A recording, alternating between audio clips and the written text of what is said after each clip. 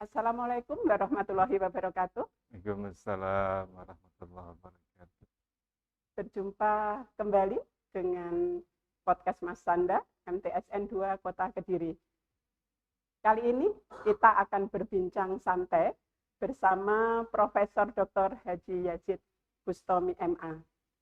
Beliau merupakan alumni Mas Sanda tahun 1988, sekaligus guru besar bidang linguistik, bidang applied linguistik jurusan sastra Inggris, Universitas Negeri Malang Sastra Inggris, Universitas. Bagaimana kabarnya, Prof? Alhamdulillah, alhamdulillah sehat, Bu. Alhamdulillah.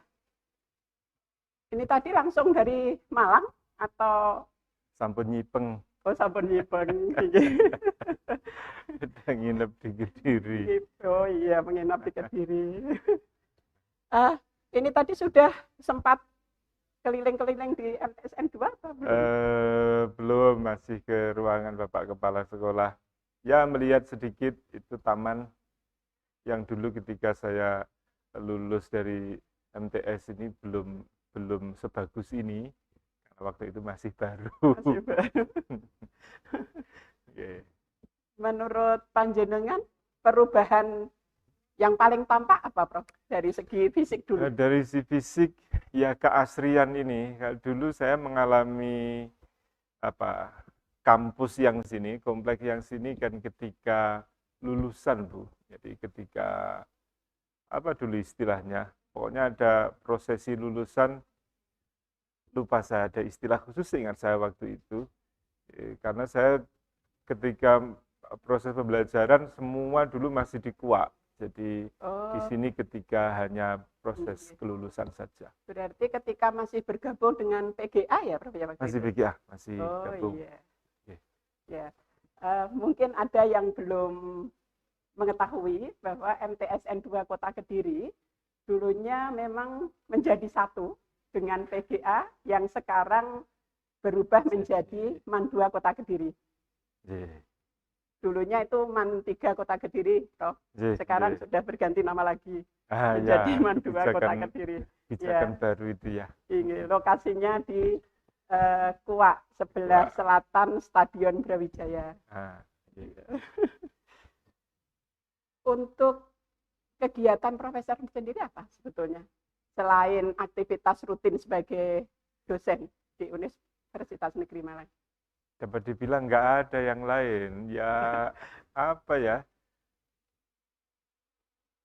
hanya pembelajaran begitu saja. Apalagi kalau sekarang tuntutan kinerja bagi kampus-kampus universitas-universitas juga semakin tinggi, tuntutan yang diset oleh pemerintah. Jadi sebetulnya nggak banyak waktu untuk bisa melakukan kegiatan yang lain kalau mau ideal begitu saya melihatnya.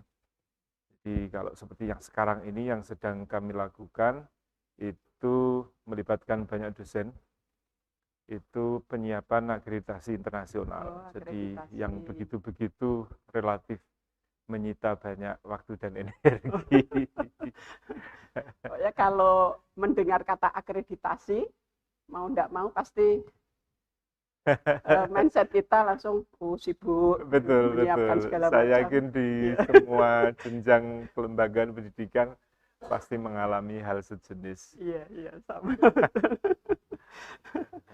Oh iya, ini tadi ketika akan ada kunjungan ke MTSN 2 hari ini tadi, kira-kira ada alumni yang mengetahui apa enggak?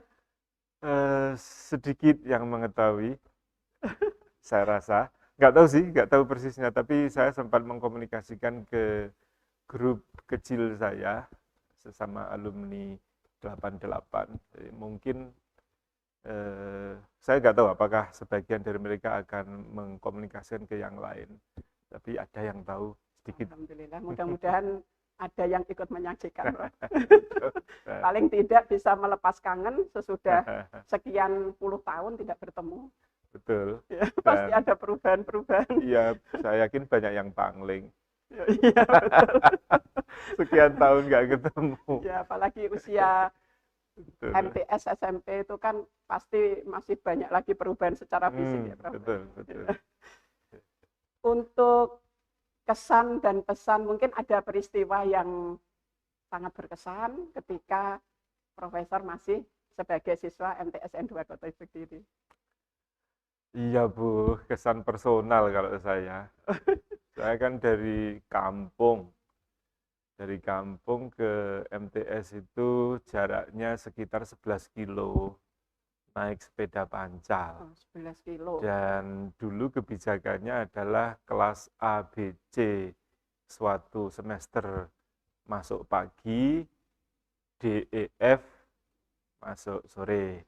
Dan sebaliknya, kalau semester tertentu D, E, F masuk pagi, A, B, C masuk sore. Saya masuk di kelas A. Oh, berarti karena keterbatasan lokal, ruang belajar Kurang atau tahu bagaimana? waktu itu, bisa jadi ya. Saya kurang tahu persis. Tapi kebijakan itu yang saya rasakan, yang masih saya ingat itu adalah begini. Suatu saat yang kelasnya A, B, C itu masuk sore. Dan dilalah itu musim penghujan. Nah, itu seringkali ya kehujanan ketika berangkat, misalkan dari kampung saya itu bisa hujan, tapi ketika sudah sampai misalkan ke Mburengan, ketika di Mburengan itu bisa jadi Mburengan ke arah utara itu masih mentor-mentor nggak hujan. Jadi kita sudah kelumus, yang nyampe lainnya masih kering. Nah, kalau yang pas begitu itu ya ada perasaan malu atau apa begitu. Padahal itu kan ya situasi natural, sebetulnya nggak bisa kita tolak. Tapi ya itu menjadi kesan yang tidak terlupakan begitu. Termasuk ketika pulang pas musim hujan begitu, pas kelas ABC kena kebijakan masuk sore, musim penghujan. Yang terjadi juga gini, saya dari kampung yang sama itu ada beberapa teman, tapi mereka dari kelas lain, kelas D. Dari kelas D, ya.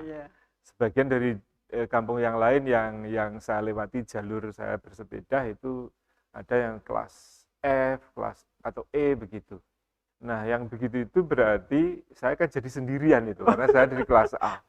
Nah, ketika sendirian, musim penghujan, pulang kehujanan, itu kadang saya nangis. Karena sedih, nggak ada temannya. Ini betulan? Betulan, nangis. Nangis. Untungnya, dan mungkin kalau itu juga saya manfaatkan, saya berani nangisnya kalau pas hujan, sehingga nggak kelihatan. Nggak terlihat, oh iya. Tapi itu terjadi. Jadi seperti baper gitu ya istilah anak muda sekarang ya, Prof ya. Betul. Iya. Tahun 1988 lulus dari MTSN 2 Kota Kediri. Dan jalur ke selatan, saya kan dari Jawa, Bu. Lewat Rumah Sakit Baptis ke arah selatan. Kala itu aspalnya seringkali masih lubang-lubang. Kalau bahasanya sekarang juga masih banyak juga yang lubang-lubang. Tapi tidak separah dulu ya. Dulu pokoknya kalau bahasanya orang Jawa ya jeglong-jeglong. Jeglongan sewu. Nah, kadang yang antik itu kalau kita bersepeda berangkat terus disalip atau simpangan dengan mobil, dan mobilnya itu pas jeblong dan itu bekas hujan, ada airnya, itu nyiprati ke sini. Seperti mandi gratis. Itu sempat terjadi yang begitu.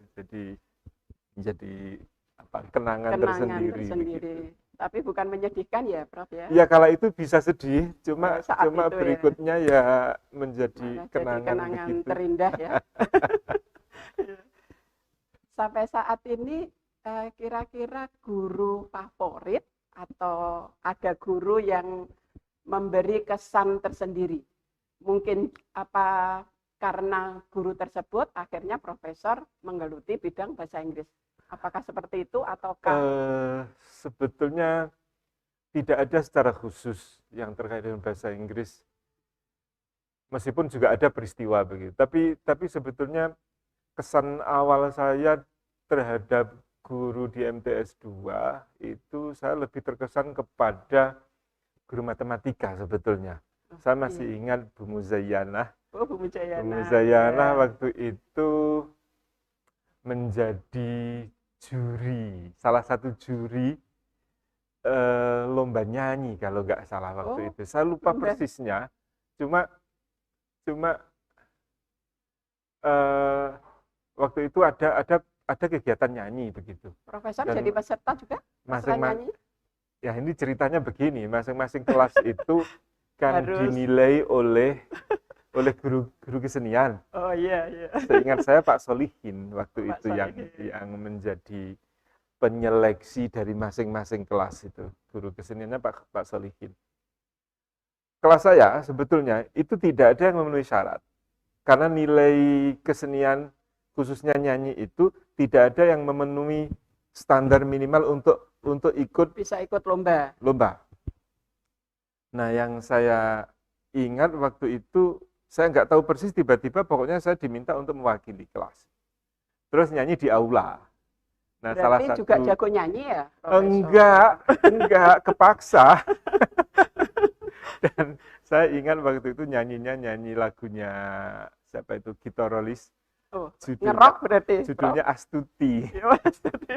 Nah, yang saya ingat itu ekspresi Bu Muzayyanah sebagai salah satu juri itu yang mencap-mencap begitu pokoknya. Mungkin karena apa ya? Intinya saya sangat malu sebetulnya. Gitorolis, Jadi- almarhum Gitorolis ya. Betul. Jadi tidak ada hubungan antara antara mapel kesayangan atau guru kesayangan, Tidak. ya. Justru saya bahasa Inggris itu termasuk yang mata pelajaran yang nggak bisa. Nilai saya jelek sekali bahasa Inggris. Apa Bisa karena jelek. terinspirasi ini oleh kakak Ibu Fasiatul Enggak Hidayah? juga. tapi sempat mengalami begini. Suatu saat saya lupa pada kelas berapa, kalau nggak salah kelas 2. Itu suatu saat yang mengajar bahasa Inggris, saya lupa beliau kalau nggak salah Pak Rosyid atau siapa waktu itu. Guru muda, Guru muda. apakah PNS atau GTT. GTT saya nggak apal persis. Iya. Tapi suatu saat waktu itu saya merasa agak menjadi, ternyata saya agak bisa ya. Karena dapat suatu Akhirnya saat pernah dapat nilai yang percaya diri. dapat nilai yang nggak bagus juga, tapi paling bagus di kelas waktu itu suatu saat. Iya. Sebetulnya nggak bagus juga nilainya, tapi dilalah kebetulan pas terbagus di kelas. Peristiwa itu membuat saya merasa tampaknya saya agak bisa juga Ternyata bahasa saya juga Inggris. bisa. Ya. Nah, kemudian lulus sanawiyah itu sebetulnya saya kan terbawa arus kala itu bahwa banyak yang pengen ke SMA 2. Oh iya. Dengan cara waktu itu ikut. sudah menjadi SMA favorit ya, Prof? Ya, SMA sudah. Jadi antara para siswa begitu SMA 2 Berlomba-lomba. termasuk yang sehingga saya juga ikut Eptanas rayonnya, kalau nggak salah SMP 1 Iya, kalau dulu nggak kan salah. di rayon-rayon Iya, begitu betul. ya. Iya. Jadi ikut itu, dan seingat saya danem Eptanas saya juga nggak jelek-jelek amat. Artinya memenuhi syarat untuk masuk SMA 2, dan saya masuk. Alhamdulillah masuk. Cuma kemudian tidak disetujui oleh Bapak. Bapak menginginkan saya masuk PGA. Jadinya akhirnya ke PGA. Dan sesudah MTS 2 PGA, betul, ke berarti PGA. tetap satu kampus ya? Satu kampus. Tetap satu kampus. Ya. Nah, setelah PGA itu kemudian terus terang saya ada wacana untuk ingin mencoba yang agak lain. Nah, cuma agak lain ini kan juga terbatas kalau dari PGA. Oh iya, betul. Agak Sama lain dengan ini SPG, SGO betul, waktu itu ya. Nah, waktu itu kemudian dengar-dengar dari teman-teman begitu, wes nyoba ke IKIP Malang saja begitu. Nah, IKIP Malang waktu itu menurut teman-teman saya hanya ngikut saja begitu. Katanya yang agak relatif terkenal waktu itu bahasa Inggris. Akhirnya semua ikut bahasa Semua Inggris. ikut bahasa Inggris. Dilalah masuk ya sudah di situ jadinya. Menekuni. Sebetulnya gak begitu bisa juga, tapi kemudian sepertinya takdirnya membawanya begitu sehingga akhirnya mau nggak mau ya sudah di situ. Ini masukan dari beberapa orang tua siswa. Jadi sebetulnya anak-anak ini juga butuh penjelasan materi. Itu kami juga setuju dengan pendapat itu. Makanya kami MTSN 2 Kota Kediri berusaha mengadakan Matsanda Studio ini sebetulnya tujuan pertama itu, Prof. Jadi untuk memfasilitasi pembelajaran. Tetapi kalau lewat dengan berbagai pertimbangan. Karena kalau melalui Zoom atau Google Meet tidak semuanya bisa mengikuti karena berbagai macam kendala. Ada yang secara ekonomi mampu, tetapi ternyata rumah mereka sulit mendapatkan sinyal. Ada juga yang sinyalnya bagus, secara materi kurang mendukung. Jadi ini salah satu upaya kami. Kalau lewat YouTube nanti kan bisa anak-anak bisa melihat materi itu lagi, tidak harus ketika live streaming seperti ini. Gitu ya. Alhamdulillah beberapa teman juga sudah melakukan pembelajaran secara tatap muka maupun jarak jauh juga, jadi lewat Google Meet. Ada yang menggunakan Teams, ada juga yang Zoom dan yang lain-lain. Itu tadi dalam rangka memaksimalkan pembelajaran jarak jauh ini. Kalau kita melihat kondisi saat ini, Prof, banyak yang berpendapat bahwa anak-anak muda sekarang itu yang kurang menjaga adab. Meskipun tidak semua anak-anak MTS 2, alhamdulillah adab mereka juga bagus. Nah ini, kalau seperti peristiwa-peristiwa saat ini, berita-berita yang ada, banyak anak yang memidanakan orang tuanya. Itu apapun alasannya, kalau menurut saya pribadi rasanya nyesek gitu loh, Prof. Entah itu yang benar di pihak anak ataukah di pihak orang tua, seharusnya itu tidak boleh terjadi begitu. Sebetulnya yang salah apanya ya, Prof ya? Apakah pendidikan dari keluarga itu sendiri, ataukah dari keluarga, ataukah dari masyarakat itu sendiri? Karena kemajuan teknologi akhirnya anak-anak berbuat seperti itu, ataukah ada hal yang lain? Ini pertanyaan yang sangat sulit ini, Bu. Pertanyaan yang sangat sulit ini. Karena harus dijawab, Prof, untuk mungkin bisa menjadi solusi dan menambah pemahaman. Ini anak-anak, insya Allah ini juga ikut menyaksikan, Prof, supaya jangan sampai anak-anak kita seperti itu, khususnya anak-anak MTSN 2 Kota Kediri, Prof. Pertanyaan yang sangat sulit dijawab, karena itu menyangkut banyak ranah begitu saya melihatnya. Biasanya kalau orang-orang yang membidangi pendidikan atau tertarik pada pendidikan atau menjadi pengamat pendidikan, seringkali kemudian menumpukan hal yang kurang bagus di dunia real sosial begitu pada bidang pendidikan. Tapi kalau orang yang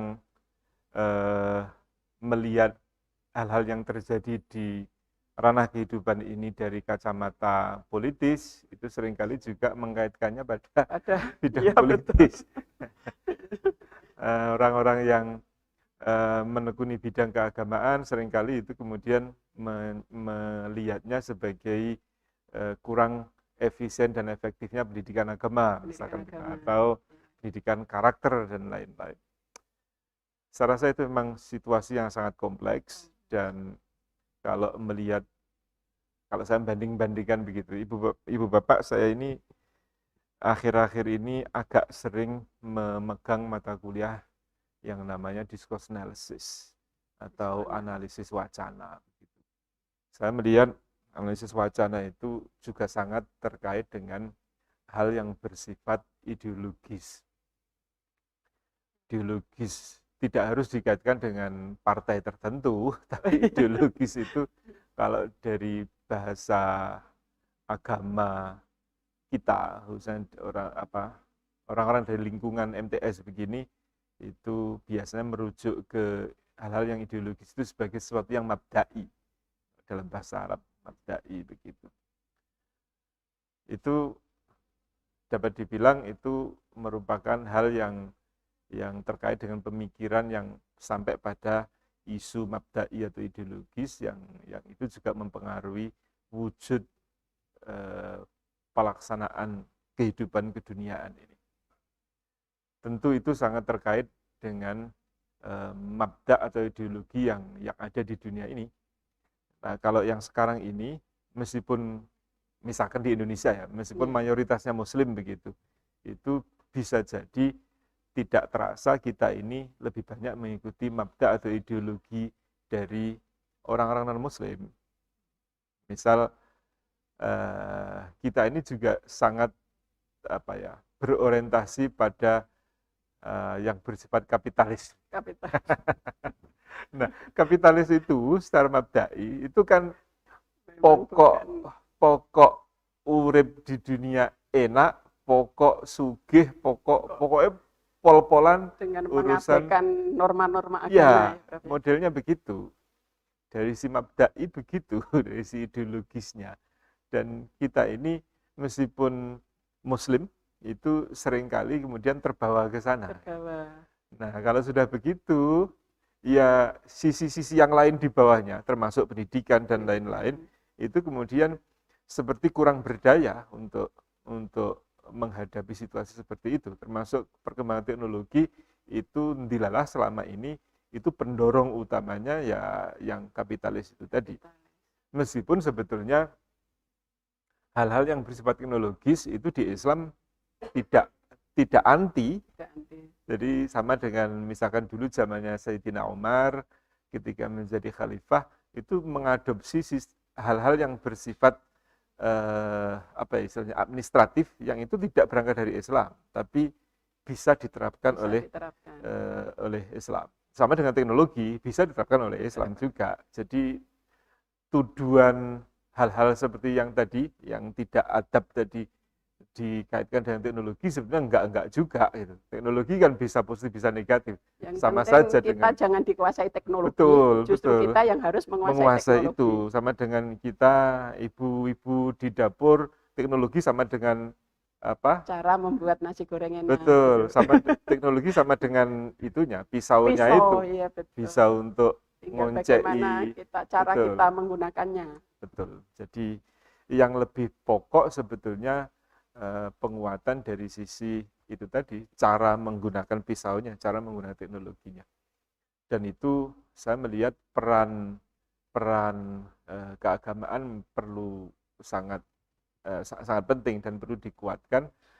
Tapi dikuatkannya itu juga sampai pada level mabda'i ideologi, sehingga sebisa mungkin ideologi Islamnya itu yang lebih menguat di masyarakat. Berarti pada intinya kembali lagi ke pendidikan agama ya Prof ya? Pendidikan agama yang tidak sekedar sebagai mata pelajaran, tapi bisa diaplikasikan dalam kehidupan sehari-hari. Nah itu memang pertanyaan yang sangat sulit itu. Memang itu harus agregasi sekian elemen masyarakat, kiai dan non kiai, ulama dan non ulama semuanya masuk ke situ. Saya nggak bisa menjawab pertanyaan itu tadi karena pertanyaannya sangat sulit dan apalagi saya hanya pengajar bahasa Inggris Ibu, jadi tapi mohon maaf tadi Profesor ini pasti menyinggung istilah ideologis. Saya mengkaitkannya dengan mata kuliah yang saya ampu, yaitu discourse analysis, yang mau nggak mau harus menyentuh wilayah ideologis tadi. Tapi karena saya Muslim, produk MTS Negeri 2 Kediri, ya mengkaitkannya juga dengan mabda Islam kan. Oh, iya, berarti berhubungan dengan itu tadi, Prof. Mata pelajaran atau pembiasaan-pembiasaan apa yang dulu pernah diterima di bangku MTSN 2 Kota Kediri yang sekarang sangat dirasakan membantu atau sangat dirasakan ini di dalam kehidupan bersosial maupun dalam profesi profesor saat ini? Pertanyaan sulit semua ini ya. Bawaan saya itu sebetulnya dalam tanda petik individualis, Ibu. Bawaan saya pribadi loh ya. Bawaan saya pribadi.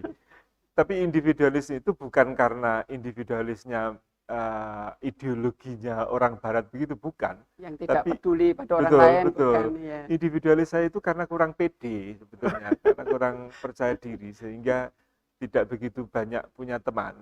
Jadi saya nyaman dengan teman itu yang memang saya nyaman, sehingga teman saya relatif terbatas. Khususnya ketika dulu masa kecil.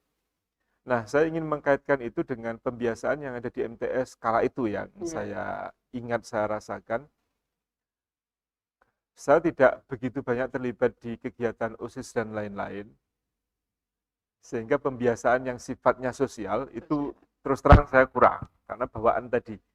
Tapi hal yang masih saya ingat adalah bahwa kita sebagai mahasiswa, sebagai siswa MTS kala itu kan masih digabung dengan PGA. Kan ada pembiasaan yang menjadi satu, yaitu jamaah zuhur. Dan kemudian disusul dengan kuliah, kuliah 7 menit.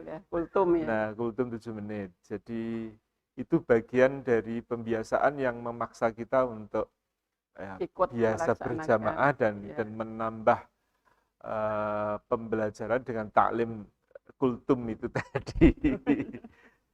Nah, itu kadang ketika kemudian sudah mengikuti pembelajaran lebih jauh, studi lebih jauh, itu menjadi hal yang kalau tidak dilakukan menjadi sesuatu yang perlu dilakukan, gitu. Sesuatu yang apa ya istilahnya, seperti kelangenan begitu ya. Kalau nggak melakukan menjadi ada yang hilang. Malah justru ditunggu-tunggu saat itu. Betul. Jadi seperti sekarang misalkan kalau saya nggak ikut, saya di Malang ini, jadi kalau tidak ikut misalkan taklim di Masjid Jami' Malang misalkan, itu terasa ada yang gak komplit begitu, sehingga meskipun nggak sering begitu ya menyempatkan untuk ikut. Jadi itu pembiasaan yang terbawa dari MTS dulu karena mengikuti jamaah zuhur bareng dengan kakak kelas yang di PGA, dan diisi dengan kultumnya baik oleh guru maupun kadang ada yang ditunjuk dari kakak kelas begitu ya, di PGA khususnya. Untuk MTS 2 sendiri sebetulnya ada pembiasaan-pembiasaan yang harus dilakukan anak-anak, mulai dari salaman pagi, jadi Bapak Ibu gurunya sudah baris begitu, Prof. Kemudian ada sholat duha, hafalan juz sama itu, terus wah, luar biasa itu. Hari Jumat membaca surat Yasin, kemudian hari Kamis membaca Asmaul Husna itu. Tapi karena harus DDR, jadi kami hanya mengingatkan begitu. Waka kesiswaan Pak Ma'balul Ulum, kemudian menyampaikan di grup wali kelas menyampaikan ke anak-anak, ya itu nanti tugas dari guru jam pertama. Ya, mereka mempunyai trik masing-masing, Bro, untuk memantau anak-anak sudah melakukan pembiasaan itu apa belum. Seperti yang saya lakukan, biasanya anak-anak itu jadi di awal sudah diwanti-wanti, nilai penting, kejujuran yang utama. Siapa yang sudah melaksanakan sholat duha, baca juz sama, silakan tulis daftar di bawah ini, seperti itu. Ya. Untuk pembiasaan itu tadi, kalau pembiasaan di madrasah ya, Prof, ya. Untuk pembiasaan di rumah sendiri, Prof, yang mau tidak mau, jadi secara tidak sadar pembiasaan yang diterapkan oleh Bapak Ibu terbawa sampai sekarang. Ada apa enggak, Prof? Seperti saya sendiri, masa kecil saya itu termasuk orang tidak mampu, Prof. Jadi Sama, Bu. jadi ibu itu kalau putra-putrinya 9 bersaudara, Prof, kami, kalau belum kenyang tidak akan ikut makan. Meskipun kalau ditanya, wes, ndang maem, wes aku mang wes gitu. Akhirnya terbawa. Saya juga melihat itu akhirnya terbawa, Prof. Saya juga begitu. Kalau belum semuanya saya pastikan kebagian, saya tidak akan mengambil itu dulu. Meskipun akhirnya anak-anaknya juga melihat, akhirnya juga ibu pasti belum ini ya, seperti itu. Di keluarga Profesor sendiri Dulu bagaimana? yang saya ingat begini, kalau terkait dengan nutrisi itu tadi ya. Nutrisi, ya. Terkait dengan nutrisi, yang saya ingat, saya itu kan dari desa ya, dan yang saya ingat begini, kalau saya sampai main dengan teman, kemudian melewati kebiasaan, melewati jam normalnya makan, itu baru pulang. Itu yang saya ingat, saya ditanya, tadi makan di mana? Khawatir merepotkan Betul. keluarga. Nah, ketika kemudian saya mengatakan bahwa makan di rumah teman, itu kemudian disampaikan sebisa mungkin jangan makan di rumah teman, karena khawatirnya itu mengurangi jatah yang di keluarga rumah teman itu. Itu yang saya ingat. Tapi kebiasaan lain yang saya ingat tadi, kalau ditanyakan pembiasaan dari orang tua begitu, yang saya ingat bapak saya selalu, pokoknya kalau saya misalkan, kadang ya anak kan ya bedik ya Bu ya, Wajar. dulin, orang Malang bilangnya dulin, orang Kediri bilangnya dolan. Kalau dolan begitu, seringkali yang masih saya ingat bapak itu selalu bilang, jolali selawatan. Bapak, kalau Umi, saya melihatnya Umi itu ahli baca surat Yasin. Nah, jadi ya dua hal itu yang insya Allah sampai sekarang yang menjadi ya terbawa terus jadinya.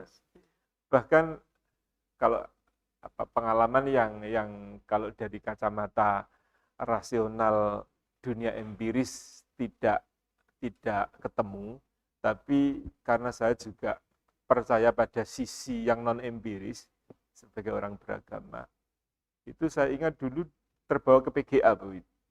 Nah, saya ingat di PGA itu suatu saat ada tes lompat tinggi oleh guru olahraga. Nah, dulu saya termasuk orang yang siswa yang ginuk-ginuk. Dan secara fisik tidak kuat saya itu. Dan saya yakin kalau itu kalau kelincahan dites, khusus ya kalau lompat tinggi itu. Betul. Nah, ketika tes lompat tinggi itu, saya ingat saya punya keyakinan saya gak akan mungkin bisa memenuhi itu. Dan siswa kala itu diberi jatah 3 kali untuk lompat oleh guru olahraga itu. Percobaan pertama gagal, percobaan kedua gagal, percobaan ketiga sudah nyerah. Belum sampai. Sudah nyerah. Nah, karena sudah nyerah itu, kemudian saya teringat yang terngiang yang disampaikan Bapak itu. Jolali, selawatan. Nah, ketika saya pada posisi nyerah itu kemudian pilihan saya hanya satu, pokoknya saya selawatan. Nah, ketika selawatan itu kemudian giliran yang kesempatan ketiga, itu pokoknya saya selawatan. Itu hal yang terjadi, hal yang rasanya tidak mungkin terjadi. Jadi saya merasa seperti ada yang bantu saya untuk lompat. Jadi yang saya lihat, hal yang tidak logis, itu hal yang saya lihat adalah seperti ada awan lain begitu ya. Ya, yang saya lihat seperti ada awan turun dari puncaknya pohon Trembesi itu ya. Kalau trembesi atau cemara di pinggir-pinggir lapangan PGA dulu itu. Iya. Turun gitu. Ketika sampai bawah ini seperti bagi saya kala itu seperti terlihat bentuknya tangan yang besar begitu dan ngangkat saya. Habis itu ya sudah hilang. Jadi alhamdulillah itu saya akhirnya memenuhi syarat untuk lompat itu. Lompat. Nah itu kan apa ya, sebagai kalau sekarang sebagai akademisi, Iya. saya itu kan orientasi pemikiran akademisi kan pada dunia empiris begitu. Tapi saya juga mengalami sisi yang non-empiris seperti itu. Itu saya melihat itu bagian dari itu tadi pembiasaan orang tua yang selalu mengingatkan untuk banyak salawat ya. Kekuatan doa itu, kekuatan dari doa membuat yang tidak mungkin menjadi mungkin. Ya. Itu mungkin juga kemungkinan besar karena doa orang tua juga, Prof. Ketika mudah-mudahan tahu begitu. Kalau karena mau ada praktek itu, mudah-mudahan begitu. Saya termasuk anak nakal. Nakalnya seperti apa tuh, Pak? Iya, nakalnya anak lah. Nakalnya anak. Sehingga saya juga seringkali menyampaikan, wes pokoknya apa Umi ndonga ae pokoknya. Yang gitu pokoknya. Prof, untuk sebetulnya menjadi guru besar ini menjadi cita-cita profesor dari masih kecil atau apa mengalir begitu saja? Mengalir, hanya mengalir saja. Prof. Apakah ada hubungannya ketika kita masih kecil menyebutkan cita-cita kita apa begitu dengan usaha kita untuk mewujudkannya? Karena saya ingat adik saya yang paling bungsu itu, Prof, ketika masih TK, begitu ditanya almarhum Mbah itu keliling dunia. Kalau ditanya pasti keliling dunia. Orang yang mendengarkan ya aneh, anaknya wong melarat kok aneh-aneh cita-citanya. Tapi mungkin karena itu akhirnya dia juga betul-betul mewujudkan cita-cita itu dengan tidak melihat latar belakang orang tua dari segi ekonomi. Nah, itu. Ya alhamdulillah terwujud, Prof, cita-citanya. Meskipun keliling dunianya karena dalam rangka tugas. Sebetulnya cita-cita itu apakah kita memang harus menggantungkan cita-cita setinggi langit ataukah harus melihat kondisi kita? Bagaimana, Prof? Itu lagi-lagi pertanyaan Bu Sukarti sulit-sulit untuk dijawab. Kan ini di sana banyak mungkin anak-anak yang merasa aku anaknya orang tidak mampu, masa mau jadi ini kan. Betul. Itu kan kalau menurut saya itu bukan alasan untuk menghambat cita-cita, Prof. Saya termasuk orang yang dulu, termasuk ketika masih di MTS ini, itu mengalami pergulatan benak, pergulatan pemikiran begitu. Ketika disampaikan dulu di pelajaran akidah akhlak tentang Jabariyah dan Qadariyah.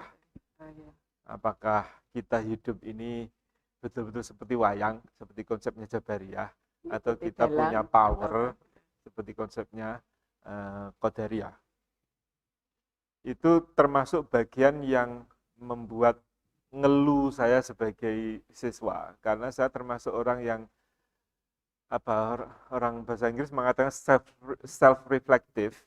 Saya cenderung banyak melakukan refleksi pribadi, termasuk ketika memahami konsep Jabariyah dan Qadariyah tadi. Saya merasa apakah kita perlu menggantungkan cita-cita setinggi langit atau tidak, itu masuk juga dalam wilayah apakah kita, pemahaman kita itu lebih Jabariyah atau lebih Qadariyah. Nah, itu kemudian mengingatkan saya pada salah satu makalah yang ada di kitab Al-Hikam. Kitab Hikamnya siapa itu, Syekh Athaillah As-Sakandari. Kalau nggak salah ingat, itu salah satu makalahnya itu mengatakan ijtihaduka fima duminalaka wa taqsiruka fima tuliba minka dalilun ala intimasil basirah. Mudah-mudahan betul saya mengingat makalah itu, karena saya guru bahasa Inggris, pengajar bahasa Inggris. Tapi mencoba mengingat hal yang berbahasa Arab itu mudah-mudahan masih akurat begitu. Salah satu makalah yang di kitab Hikam itu seingat saya bunyinya begitu. Kesungguh-sungguhanmu dalam melakukan hal yang sudah dijamin oleh Allah, dan kurang sungguh-sungguhmu dalam melakukan yang diwajibkan,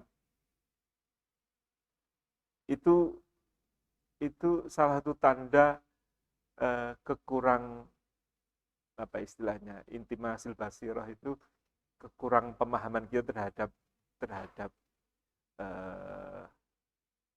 pemahaman tentang kehidupan ini. Intinya saya melihatnya sebetulnya Jabariyah Qadariyah itu perlu digabung karena kalau mengembalikan lagi, karena dulu di MTS kan juga diajari Quran hadits ya, sehingga dimunculkan beberapa ayat-ayat yang memang mendukung Jabariyah, beberapa ayat memang mendukung Qadariyah. Menurut saya itu tidak perlu dikontradiksikan, tapi digabungkan. Bahwa memang hidup ini ya selalu berada pada wilayah Jabariyah dan juga Qadariyah pada saat yang sama. Nah, yang perlu kita pahami adalah bahwa Qadariyah itu terkait dengan wilayah ikhtiari. Dan wilayah ikhtiari itu selalu pada wilayah-wilayah yang kita sudah diberi potensi oleh Yang Maha Kuasa. Potensi ini kalau di bahasa yang lain yang juga dibahas di MTS dulu itu adalah fitrah kemanusiaan. Fitrah kemanusiaan itu meliputi potensi-potensi yang dianugerahkan oleh Yang Maha Kuasa pada kita. Nah, ketika kita menggunakan potensi itu secara maksimal, itu wilayah-wilayah yang terkait dengan pahala. Sementara yang wilayah Jabariyah, yang kita sudah dipaksa, apakah kita kadang tersandung, kadang kena duri, dan lain-lain, itu wilayah Jabariyah yang kita tidak bisa menolak. Nah, kedua-duanya ini perlu dimaksimalkan. Percaya pada sisi Jabariyahnya ini bagian dari keimanan kita, memaksimalkan potensi, melakukan kegiatan-kegiatan yang masuk wilayah Qadariyah, itu berefek pada pahala. Bisa saja orang kalau mengikuti kitab hikam, bisa saja orang masuk wilayah tajrid, wilayah yang tidak perlu berkegiatan keduniaan, tapi sudah punya rizki. Jadi ya potensi untuk mendapatkan pahalanya ya keberpasrahannya itu. Tapi bagi yang wilayah kasab, orang-orang yang perlu bekerja seperti kita ini, wilayah untuk mendapatkan potensi untuk mendapatkan pahala melalui kerjanya ini. Mulai kerja. Yang paling pokok. Intinya kita harus berikhtiar semaksimal mungkin. Betul. Untuk hasilnya kita serahkan pada Allah. Betul. Karena betul. Dia yang mempunyai hak. Betul. Atas diri kita. Jadi ketawakalannya itu selalu bareng dengan maksimalisasi kegiatan fisik yang sesuai dengan aturan-aturan Yang Maha Kuasa. Nah, hasil tidak akan mengkhianati usaha gitu ya, Prof. Insya Allah begitu. Tapi itu semua selalu hak prerogatif Yang Maha Kuasa. Betul. Yang penting sudah maksimal, tidak usah galau. Yang penting kita berusaha maksimal. Berdoa, selebihnya serahkan pada Allah. Ya, betul. Jadi tawakalnya itu juga menghasilkan pahala, kerja maksimalnya juga menghasilkan pahala. Perkara wujud yang kita inginkan itu sesuai dengan yang kita harapkan, itu kita pasrah pada Yang Maha Kuasa. Pasti Allah tidak akan salah ya, Prof ya. Betul, pasti betul, memberikan yang terbaik bagi kita. Betul. Tadi pagi, Prof, ketika saya masak, kebetulan mendengarkan berita di salah satu TV swasta, ada anak muda, meskipun sudah berkeluarga, baru berumur 31 tahun. Dia sudah berhasil membeli jet pribadi seharga 280 miliar. Orang Malang sepertinya. Orang Malang. Iya. Iya, mungkin Profesor kenal. Enggak kenal, hanya selentingan begitu. Orang Malang itu. Iya. Ada sebagian orang mengatakan, wah, sukses luar biasa orang ini. Ada yang mengatakan secara fisik memang sukses, tapi secara kehidupan belum tentu sukses. Ada yang mengatakan begitu. Terlepas dari itu tadi, Prof, pendapat orang, kesuksesan sendiri menurut Profesor Yazid seperti apa?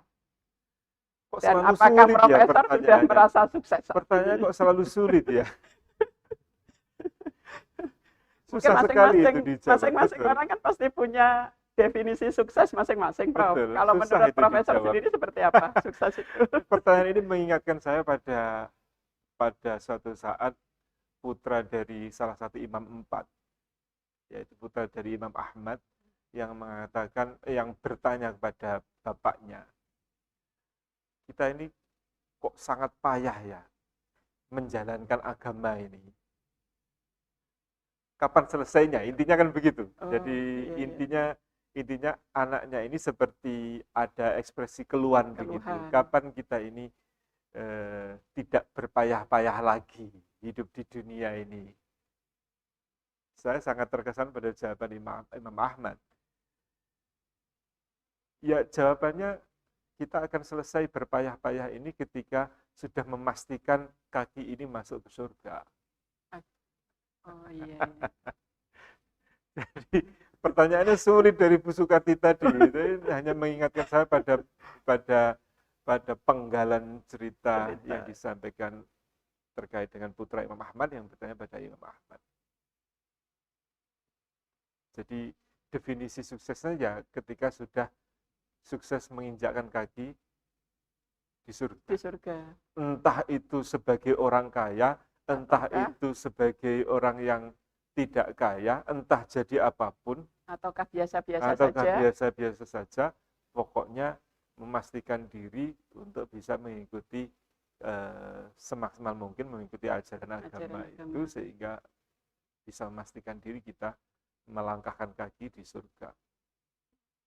Intinya lebih utama meraih sukses akhirat ya, Prof. Saya rasa begitu. Wong kalau kita refleksi balik, saya pribadi refleksi balik, kapan sebetulnya saya selesai dari MTS 2? Itu kan tahun 1988 lah. Kemudian sekian tahun, kemudian sampai detik ini begitu. Itu kan seperti maksret gitu saja. Nah itu sebetulnya apa yang sudah tersimpan pada diri saya? Itu kan seperti mimpi saja sebetulnya. Seperti mimpi saja. Saya juga teringat suatu saat saya sebagai visiting scholar itu atau akademisi tamu di University of Michigan di Amerika. Di sana saya di assign begitu istilahnya apa? Ada ditugaskan profesor senior gitu menjadi pembimbing saya. Nah, suatu saat dengan kolega beliau itu diajak karena waktu itu baru datang di sana, itu kemudian diajak makan-makan di restoran India yang orang Sikh, orang agama Sikh yang rambutnya panjang tapi kemudian pakai udeng-udeng gitu. Itu vegetarian.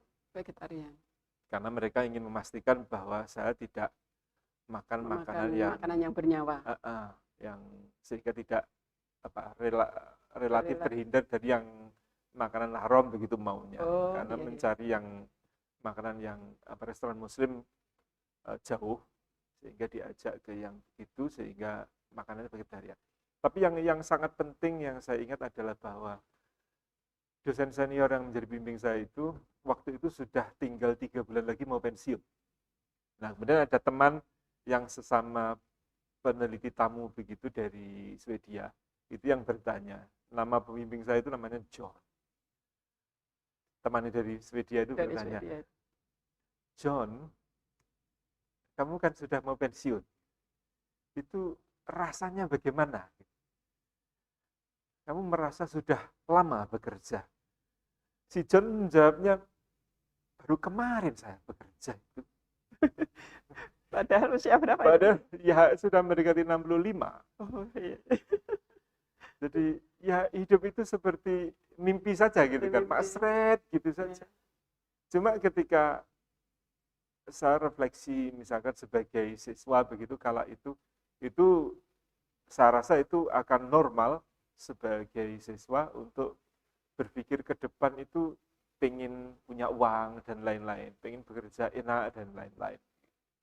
Tapi yang perlu diingat adalah bahwa sebetulnya banyak hal yang tidak bisa kita kontrol dalam hidup ini, termasuk kehidupan kita sendiri. Sehingga kalau saya ingat-ingat dari para guru di MTS ini, itu ya intinya ketika disampaikan ayat-ayat Quran, beberapa hadis, athar begitu, intinya kan kemudian ya sumende, Semeleh gitu. sumeleh, sumende pada yang Maha Kuasa dan hatinya sumeleh gitu.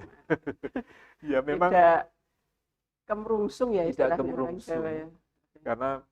Karena ya ternyata kita ini nggak bisa mengontrol hidup kita. Nggak bisa mengontrol hidup kita. Berarti istilahnya istilah orang Jawa itu ini ya Prof ya.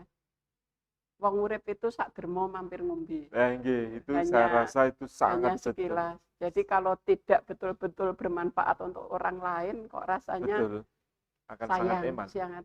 apapun perannya, pokoknya ya memaksimalkan itu tadi. Melaksanakan kewajiban sebaik mungkin, sebesar bermanfaat mungkin bagi orang lain. yang lain. Ya, jadi ya bagi siswa juga harus melaksanakan kewajiban dengan baik, apapun kondisinya. Begitu apapun ya, kondisinya. Ya? Karena kita tidak bisa mengontrol kita akan menjadi apa. Ya. Meskipun kita tetap bisa punya cita-cita. Cita-cita tetap bisa ditanamkan dan kemudian diharapkan itu datang dari Yang Maha Kuasa. Kalau saya mengingat membaca bukunya orang-orang ini dari kacamata orang barat, istilahnya ilmu okultis. Okultis itu percaya pada itu tadi yang cita-cita yang. Nah, kalau kita kan ya cita-cita itu kemudian diwujudkan dalam doa dan lain-lain. Dan itu kan bagian dari kepasrahan sebetulnya kalau kita berdoa itu. Dan tidak ada salahnya atau kita berdoa karena itu harus dok. Istilahnya mukhul ibadah, mutiara puncak-puncaknya ibadah. Ibadah itu kan maknanya kan memastikan diri bahwa kita itu abad, kita itu hamba dari Yang Maha Kuasa. Berarti kan memastikan bahwa kita memang pada posisi sebagai hamba dari Yang Maha Kuasa. Sebelum bincang-bincang kita berakhir, Prof, ini mohon motivasi untuk anak-anak, khususnya anak-anak MTSN 2 Kota Kediri, supaya tetap bersemangat, Prof. Saat ini memang PJJ ini dengan berbagai banyak masalah yang ada, mereka memang tetap harus mendapatkan motivasi. Ya. Mohon motivasi dari profesor untuk adik-adiknya. Ya, anak-anak Matsanda. Monggo, Bro. Saya ingin mengembalikan kepada yang baru saya sampaikan itu tadi. Jadi motivasinya adalah lakukan semaksimal mungkin apa yang bisa kita lakukan sesuai dengan potensi yang telah dianugerahkan oleh Yang Maha Kuasa pada kita, dan pada saat yang sama kita juga sumende kepada Yang Maha Kuasa bahwa semuanya tidak terjadi kecuali yang diizinkan oleh Yang Maha Kuasa. Jadi maksimalisasikan potensi yang ada sehingga tidak bisa hanya leha-leha, hanya santai-santai, tapi pada saat yang sama kita tetap memasrahkan semuanya kepada Yang Maha Kuasa. Jadi saya rasa itu yang perlu kita lakukan, dan jangan sampai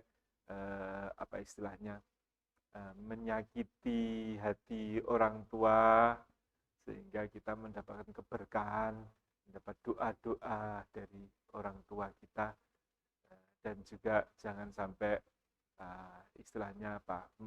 menyakiti hati para ibu bapak guru, karena mereka yang menyampaikan pesan-pesan keagamaan dan pengetahuan yang itu juga merupakan warisan yang diwarisi dari Anbiya bagi kita sebagai siswa MTS. Tentu kita perlu mempertebal pemahaman kita terhadap agama kita, karena MTS 2 Kediri berarti itu adalah agama Islam, sehingga kita memaksimalkan potensi dan pemahaman keagamaan kita direalisasikan dalam kehidupan nyata sehari-hari. Saya rasa begitu. Terima kasih banyak, Prof. Matur nuwun dan mohon maaf saya tidak bisa menjawab pertanyaan Bu Sugati, semuanya sulit-sulit. Terima kasih banyak sudah meluangkan waktu untuk hadir di Matsanda Studio yang sangat sederhana ini, Prof. Mudah-mudahan ini ada manfaatnya begitu. Amin. Insya Allah sangat bermanfaat, Prof. Pengalaman pertama saya juga di sini. Jadi mudah-mudahan ada manfaatnya dan semuanya kan orientasinya kan pokoknya berkah begitu, dan meningkat berkahnya. Terima kasih, sugeng tindak nanti. Matur nuwun. Demikian tadi bincang-bincang santai kami dengan Profesor Dr. Hadi Yazid Bustami MA. Mudah-mudahan bermanfaat. Sampai jumpa dengan podcast Matsanda berikutnya. Tetap ingat pesan Ibu untuk menerapkan protokol kesehatan, tetap memakai masker, menjaga jarak, dan mencuci tangan dengan sabun supaya terhindar dari virus berbahaya. Terima kasih. Assalamualaikum warahmatullahi wabarakatuh.